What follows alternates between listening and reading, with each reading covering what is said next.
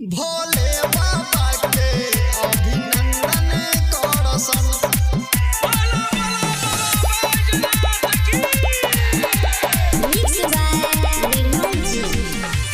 बोलबम बोलत चला माथा चंदन कोहरासन, माथा चंदन कोहरासन।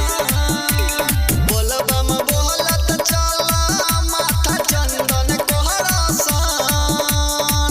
भोले बाबा के अभिनंदन करसन। ए सखी हे भोले बाबा के अभिनंदन करसन। भोले बाबा के अभिनंदन करसन। ए सखी हे बाबा के अभिनंदन करसन। बहिर के गेरुआ रंग के सारी सुल्तानगंज से लेबै गंगा जल भरी, गंगा जल भरी। बहिर के गेरुआ रंग के सारी सुल्तानगंज से लेबै गंगा जल भरी। मोहन मन बोलबम सभे बोलत चलसन। बोलबम बोलत चल माथा चंदन करसन। भोले बाबा के अभिनंदन करसन।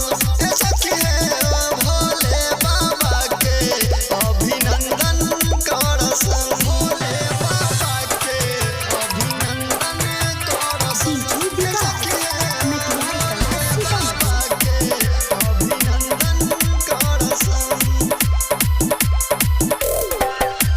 रतन रंगीला कमर दीह जब सजाई, सुजीत सुमन हमके दिहा पहुँचाई, दिहा पहुँचाई।